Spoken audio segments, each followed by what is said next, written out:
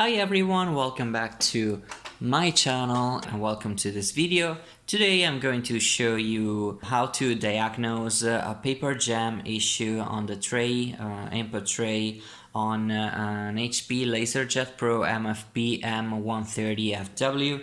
This video also applies to a variety of other models that you will find in the video title and video description.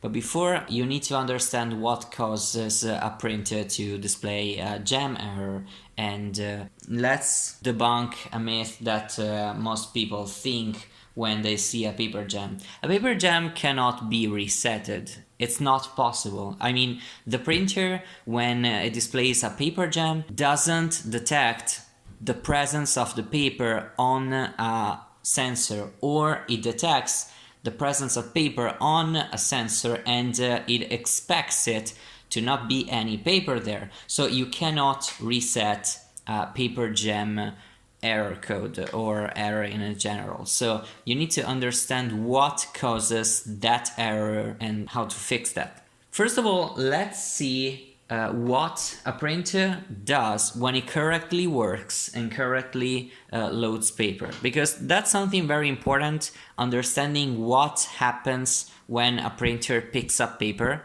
and what can go wrong. So let's get the camera in this section of the printer. Let's print a test page and see what the printer does. Okay, so now you have a view of the inside of a paper pickup mechanism. So here's the paper, and there, that white piece at the top here is the pickup roller. So when you when you print something on this printer, three things should happen. First of all, the platen of the paper gets pushed up, and so the paper does contact with the pickup roller.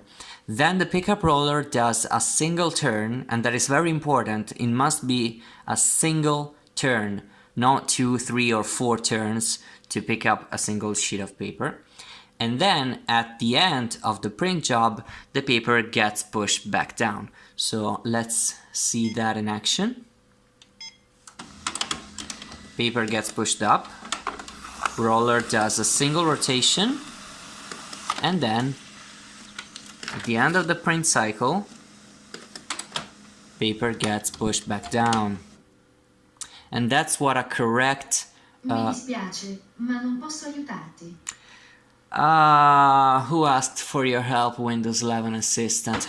Oh yeah. Anyway, that's what happens when the printer makes a print job correctly, and that's what should happen. You could be in 3 different scenarios. The platen doesn't go up and stay there. It just go up, then goes down, then go up, then goes down, then go up, then goes down. First scenario. Second scenario, the platen goes up and the pickup roller does not move. It does not move, doesn't pick up the paper. Or it picks up the paper continuously, so it does more than a single rotation. It does more rotations even if the paper has been picked up. Or the other scenario is that just nothing happens, so the paper does not get picked up, and that is very, very weird, but we will talk about that. Or the other scenario is that you have a paper jam error and the printer does not even let you start a print job. So the screen of the printer, it's locked and it says paper jam in tray 1, and it does not let you do anything. Let's see and let's fix all of those problems. First, let's talk about the error codes that won't go away. So you have a paper jam in tray 1, and the printer will not even attempt to make a print, and it will stay in that error state. So first of all, you need to open up the scanner cover here, and then open up the tray where you can access the drum and toner cartridges. Now I will show you exactly what I'm seeing inside here. And inside here you have the toner cartridge and the drum. We need to remove both of them. This noise is from my chair. So we'll pull on the toner cartridge and remove that. And then pull on the drum and remove it too. Okay, so now we need to look something. So when the paper gets picked up by the pickup roller, this thing passes inside here, inside this guide, and gets in contact with the drum and the transfer roller, that is this part, this roller over here, and then after it gets printed, gets inside the fuser unit, and it comes out here printed and fixed correctly. So if the paper jam is actually always there, chances are you probably have a piece of paper or something inside here, so inside this guide, and probably inside here, or one of these sensors is constantly actuated. So here, inside here, there are some sensors like this. This is an actuator of a sensor, this is an actuator of a sensor, and maybe there's something stuck in there. So let's say you have a paper jam in tray 1 and you actually removed all the paper. You can just push down on this black sleeve and then look inside here if you can find any paper, especially in this area right here, inside here, and yeah. So that's it. That's the main part you have to look for to detect error in paper jam errors in the tray. Now that we have partially dismantled the printer and we have removed the toner and drum, we need to talk about the roller, the pickup roller. And something that can actually happen is that the roller is dirty, or it's just so much used up and it doesn't have the gripness that can actually take sheets of paper when a print job is sent to the printer. And when you have a faulty pickup roller, what happens is that the roller does a single rotation, then the printer doesn't get the paper, so it thinks that nothing passed through here, so it does another rotation and then another rotation, and then it fails and stops. So they're not consecutive rotations, there's some pauses between them. And if you suspect that your pickup roller is dirty or defect and you need to replace it, it's very simple. You need to push this plastic part here to the side and the other one to the other side. It's pretty difficult with the camera in the front of me, yeah. And here is the paper pickup roller. Consider that these rollers generally they don't get damaged and they are unlikely to go bad. Usually they can just be dirty most of the times, and you can try cleaning the surface of the roller, only this part, so this part here, with some glass cleaner and cotton or other fabric. I would avoid using paper towels because they can leave residue, and you can actually see that there are some stripes on the top of the roller. You can see them very good on this angle, and that is good. That is what you want to see, because those grooves are what actually take the paper and get the paper inside of the printer. Well, before installing the roller, I would tell you another thing, and that is if you have a roller that is used up on this side, if you don't want to replace it, you can actually rotate this like so, a tiny bit at the time, so that the part of the rubber that will be used will be on the back side, and the new rubber that is on the back side will be on this side. So it's a trick that you can apply to these type of rollers. Then to take the roller back inside of the on the shaft, you need to line up these two parts here on these two parts here, like so, and then push on the top side, and the roller is now in place, mounted correctly. When you actually do all of this, so check there is no paper, take the roller out, clean it, and see that it continues like displaying you a paper gem, trying to start a print job and then stopping for a paper gem. Well, we need to dismantle the printer, remove some covers, remove the scanner unit completely, and check a few parts inside of the printer that I will do just now. So after you reinserted the toner cartridge and the drum, you need to close the cover and get to the ready state. So when the motor inside of the printer is off and the printer gets back to the ready state on the LCD panel. So now we will power off the printer and get to the disassembly and the tear down of the printer itself.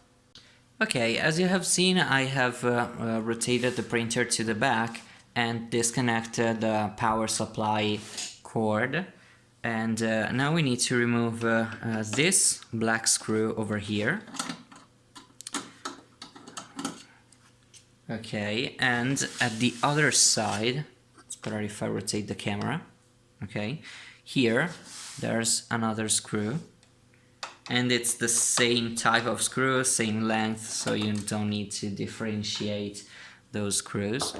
And now these two covers are unlocked and can be removed, so we'll just show you how to remove them.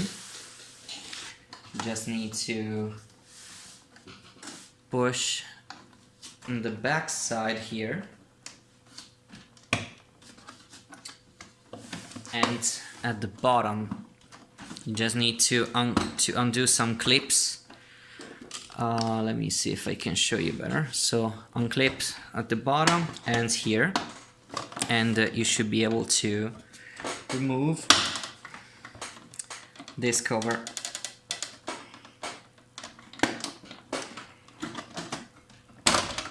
Okay, well, it's not the easiest thing, but you can actually do it. So at this point we need to remove some cables that go to the scanner unit and document feeder of the scanner.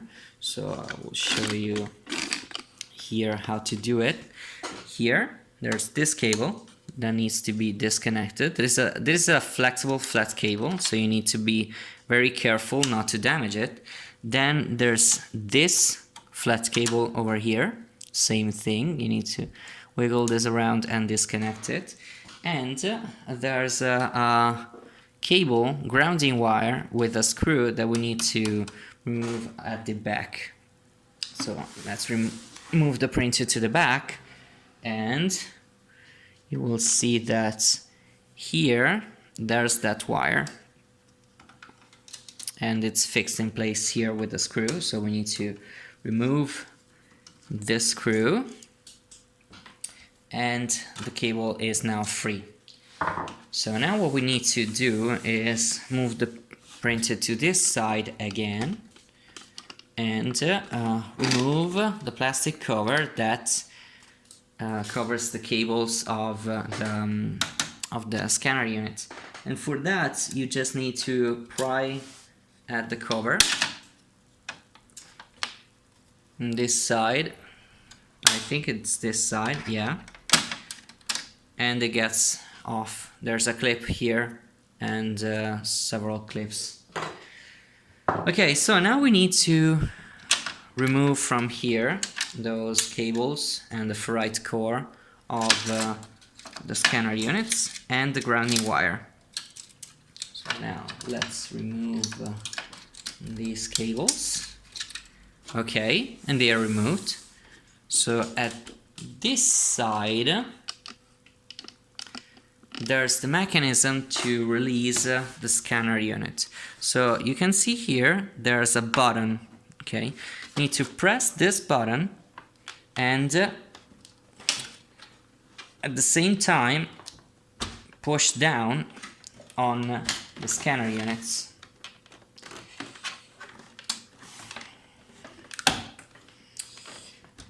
Again, not the easiest thing, but you can see now it's disconnected.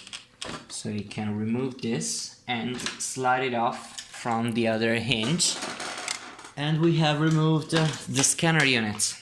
So now we need to remove this cover over here. So it's a similar thing to the other cover. Just need to pull here at the back side, pull here, and get removed like so. Okay, so now we need to remove this hinge. You can see there's a screw here. You can fit a screwdriver inside of the hinge, remove the screw, and remove the hinge. Now we need to rotate the printer to the back and remove 2 screws to remove this entire back panel. So you need to remove this screw over here and this screw over here. HP, because it's a very nice company, does the opposite of every other company when you have to disassemble and reassemble things. So other companies, what they often do is they indicate with a triangle the screws that you have to remove and where you have to put them back. But to remove this cover, well, you need to unscrew this screw over here and not the one indicated by the triangle. And maybe someone will tell me that, hey, that screw is there because you need to take that screw back for another purpose, so you need to put a screw there in any way, but it's not to remove the panel. No, because that's the screw for the external panel. So you will never see that arrow when you have to put a screw inside there, so that doesn't make any sense, but yeah, that's it. HP, anyway, let's remove that screw. And this one on this side. And now this entire back panel should come off. Oh no, there's another screw. There's another screw here. It's different, so we'll show you that. This screw over here. Yeah. And that is a bigger screw and it gets screwed into plastic. So you need to take that aside. So now we need to look inside here, and that is a very important part, and I will show you what those parts do. So first of all, we need to look inside here. Okay, so if you have a paper jam error that does not go away and you don't find any paper inside the printer, one thing that you can actually look for is this actuator right here. You can see that this actuator is a lever that goes on this side of the printer, so it gets a signal when a paper passes through, when a sheet of paper passes through inside the printer. And if this is locked like this, the printer thinks that there's a piece of paper inside there when there's not. So you need to check that this is free and it's not stuck in any way. So first thing that needs to be checked. Second thing that needs to be checked, if you're in a situation where the printer pickup roller rotates constantly, it does not stop, the problem might be this solenoid inside here. This solenoid can be actually the problem even when the roller does not rotate at all. So you make a print job, make a test print, the paper gets pushed up, and then the roller does not move. And this was the original problem with this printer. So what problem this printer had when I picked up this printer? Let me show you what that solenoid does. Okay, here we are. The solenoid is an electromagnet. Just to make things easier to understand, an electromagnetic actuator. So it's an actuator. You can see that it consists of a fixed plate and a moving plate. You can see that this part moves. This plate at the top moves. Okay, and when it moves down completely, it lets this gear at the back engage with another gear. So you can see if I can reset the gear. Okay, and the solenoid gets back in place. So I will try to show you at the best of what I can do. This is the gear, the white part over there is the gear. So this part, okay, you can actually see that. And the solenoid, oh, maybe I'll do something better. I need a tool. There is the tool that I was looking for. Okay, if the solenoid is actuated, watch the gear. Okay, and the gear moves. Okay, that's it. If I reset the gear, you can see that the solenoid gets back in place. And same thing, if I move the solenoid back, the gear moves and engages with the others. Yeah, so you need to understand that that solenoid needs to work to in order for the printer to function correctly. If the solenoid does not move, the gear will not engage, never, and the roller will never rotate.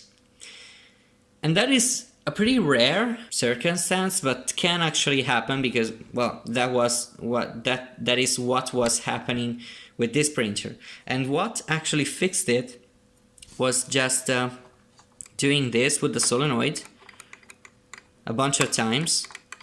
Maybe it was stuck at the hinge of the other part of the solenoid, was just a little stuck, and that freed up the solenoid and fixed the problem. But what it will happen most of the times is that the pickup roller will rotate constantly and will never stop, and that creates paper jams because the printer wants to pick up a single sheet of paper, but the solenoid keeps actuating the roller constantly, and then the printer will load more than a single sheet of paper, and it's not expected. It expects to get one sheet of paper and just one. So you just have to understand that on this static part of the solenoid here, at this side, there's a sponge just at the other side of this metal plate. Inside here, there's a sponge, and that sponge has two functions. The first function is to avoid the click that the solenoid does when it gets actuated. So it's just made to avoid a sound like this when the printer loads a single sheet of paper. The second function of that part is to avoid the solenoid getting stuck because of magnetic fields. I mean, when a solenoid gets energized, as I said, this part gets pushed back, and when there's no electricity flowing in the solenoid, it gets pushed back, and that's how a solenoid functions.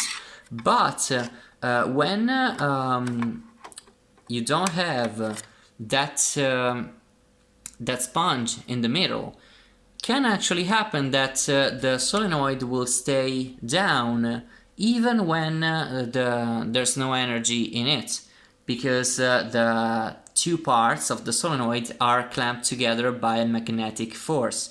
And something that it's in the middle of those two parts stops that from happening. Okay, to fix the first issue, so when the solenoid does not move at all, I just told you what to do. So to wiggle around the solenoid and free it up. If the solenoid keeps rotating constantly, you need to take a single piece of tape and stick inside there onto the foam. And I will show you how to do it. It's not easy, but you can actually do it. To fix that problem, you need to take a single piece of electrical tape, insulation tape, and you need to get this inside there. It's not easy because that's a very cramped space, but you can do it. Just need to get this inside here. Get this inside here.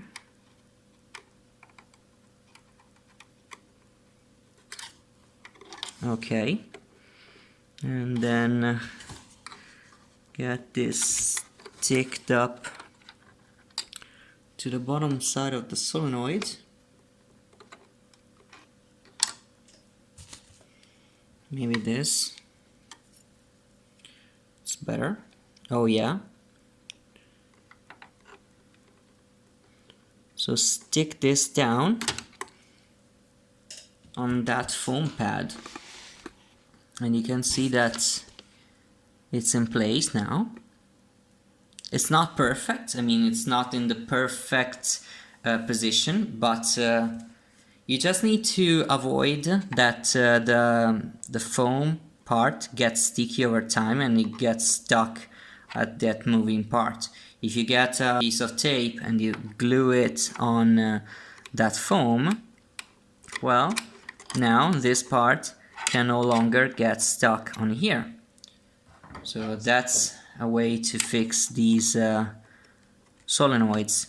A thing that you have to check and be sure is that the solenoid has the amount of travel needed to get the gear to get engaged to the other gear, and in this case it has. So you can now reset the gear, and that's it. Okay, I have actually moved the printer to its right side, and I want to show you another solenoid that can actually cause problems inside of this printer. And this is the solenoid I'm talking about. This is the solenoid that actuates the paper that gets pushed up and pulled down inside of the printer. So that is another part that you have to pay attention to. And it's fixed in place by a few screws. We just need to remove this plate. We don't need to remove the entire solenoid. We need to remove this screw and this screw over here. So let's do it.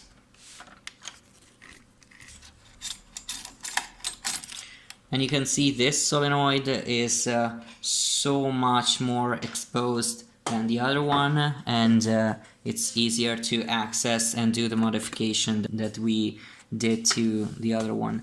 And you can see here even better what I was talking about, and how simpler this system is to see. The solenoid has a pivot point here, and it clicks in place like so. And when it does, those gears engage. You can reset the gears. So when the solenoid clicks, the gears engage, they move with the entire drive system, and the paper gets pushed up. Oh, that didn't.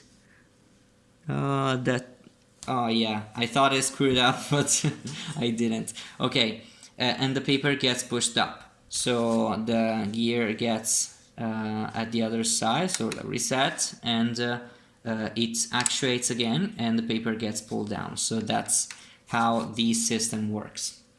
And it's the same operation that we did to the other solenoid. So we cut single piece of electrical tape. We get our tweezers and we stick a piece of electrical tape inside here. Okay, we push the tape on top of the sponge, and now even if the sponge gets sticky over time, it decays, the solenoid will not get stuck on that sponge.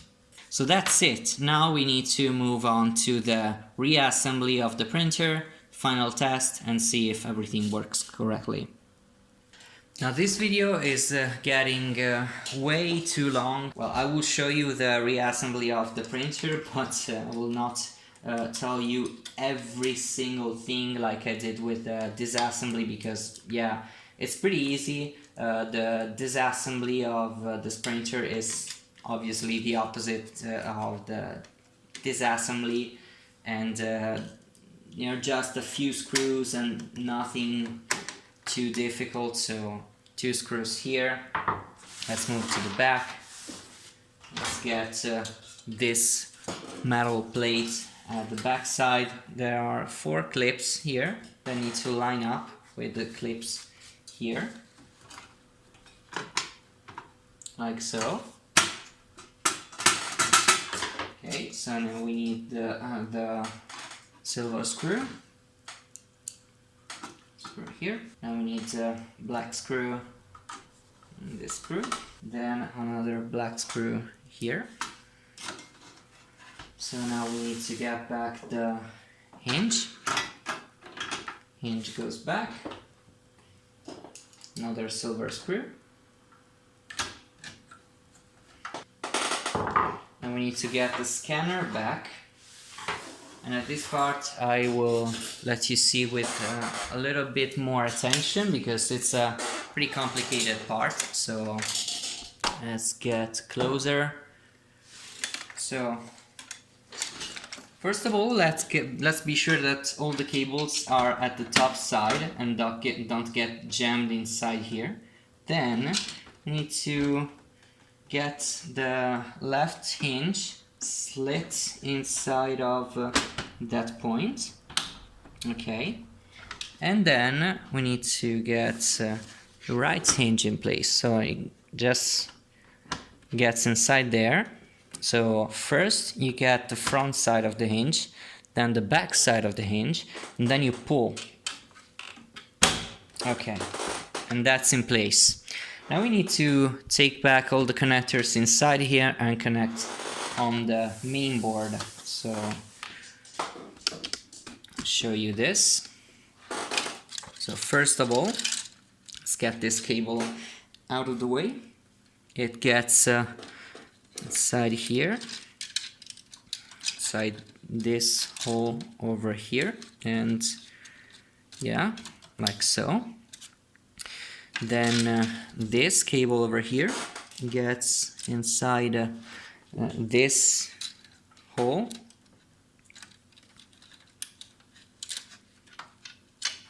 I know I'm blocking you the view, but I don't know how to show this in better ways. Okay, that's way better.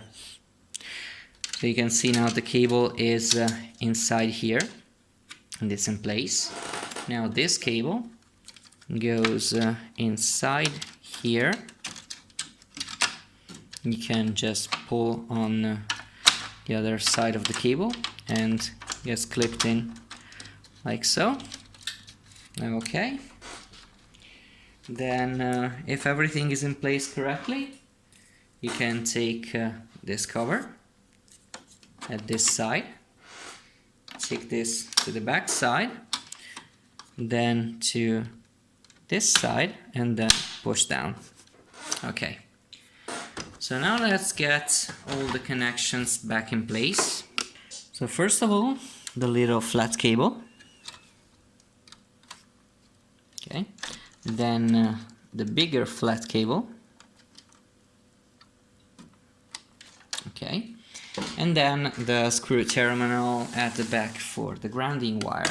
Let's route the cable correctly. Okay, and get a screw in there. Okay, so now we need to get the two covers back onto the printer, and we are ready to make a test page and get the printer on. So let's get this cover on. As you can see here, there are some clips here, on this side, on top, bottom, and here. And we need to get those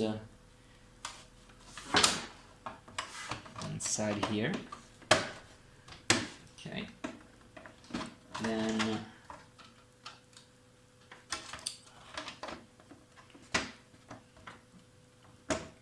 the back side. Okay, and then bottom side. I have this.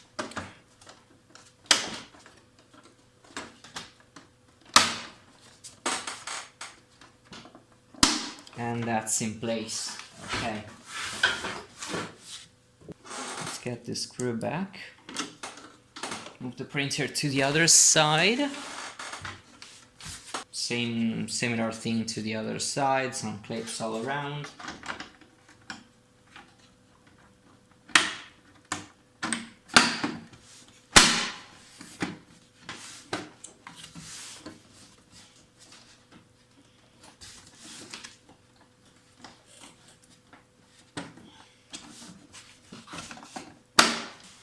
Let's get the screw. And our printer is, well, should be fixed. Let's power it on and see if it works.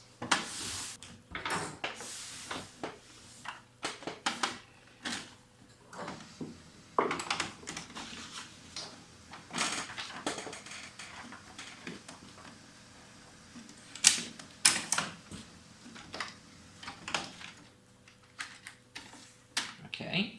See if it starts up correctly and works. Hey, powered on. We didn't destroy it. Okay, let's do a test print.